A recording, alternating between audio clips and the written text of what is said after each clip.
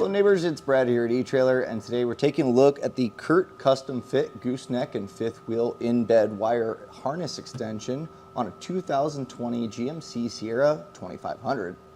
Now our customer just added rails and a fifth wheel BMW Patriot in the back of his truck, and when hooking up to his RV, having to plug in and wrap it over the tailgate can kind of be cumbersome. So if you can have your wiring right here in bed, it makes it a lot easier to hook up and it keeps your wires nice and tucked in. So if you've ever noticed what this plug cover is on the bed of your truck, this is just a dummy plate, but the Curt kit actually fits perfectly in here, and you can see it looks just like factory. It fits that hole perfectly, and you're gonna get all of your 7-pole functionality. It's going to offer all the same functions as you would the 7-pole on the back of the truck, and the reason being is it just simply creates a jumper to that, and so you're really just plugging it in here, mounting it up, and then plugging it into your factory 7-way. And the great part is you still retain the factory 7-way on the back of the truck, and it's going to work just the same. This is an upgrade that I highly recommend to anyone that has a gooseneck or fifth wheel, because having the plug here just makes things a lot easier for cable management, and overall just once you're hooking up, you can just simply put it in there, don't have to drape your wires or worry about it catching on anything. And also the fact that it fits in that factory dummy plate and looks really good makes it super easy.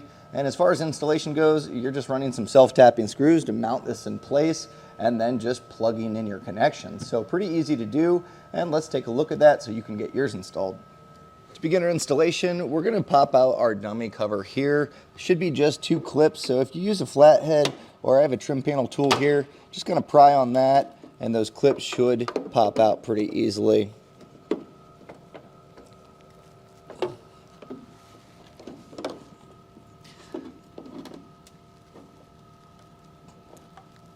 There's a little bit of resistance, but we can see we can kind of work here and get this popped out. So the clip's popped off, but we're not going to be reusing those, so we can set this aside. So now we're going to grab our cable and we're going to take the 2-ended side and pass this down through our opening. Might get a little bit tight here, but should be able to get this to fit.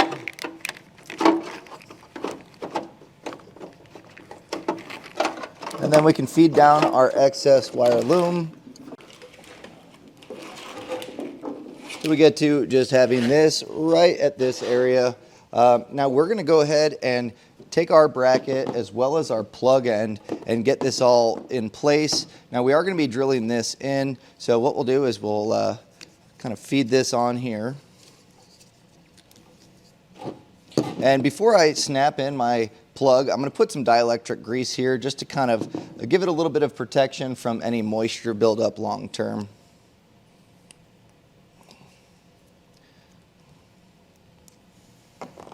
And now we'll just take this, line it up with the snap, and push that in until it clicks.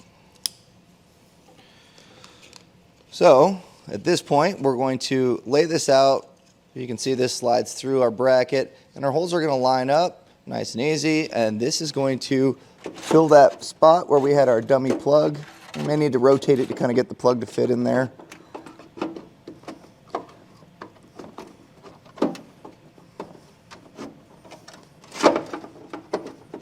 But once in place, you can, this square top here fits really well with this Curt filler panel, and then we're going to take our screws, and it's going to be a 1/4 inch socket to get these drilled in. They're self-tapping, so really as long as we line these holes up, we get our plug exactly where we want it, we can drill these in.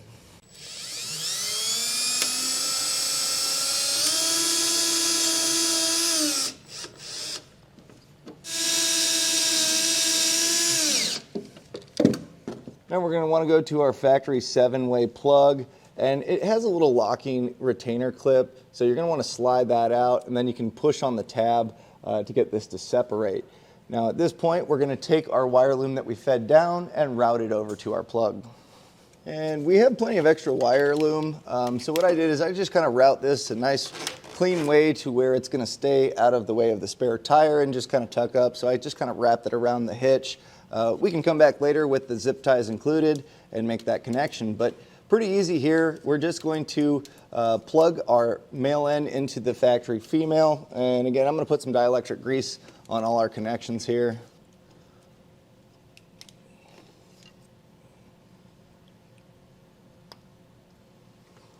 So I'll get this one plugged in first. Just line that up and make sure it snaps into place.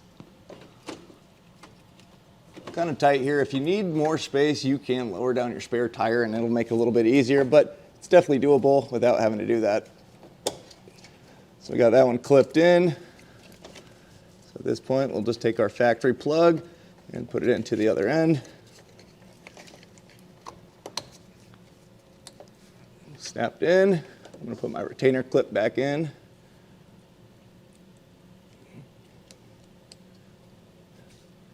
And then all we need to do is zip tie up the rest. And in the kit, they include zip ties, so I'll get this cleaned up.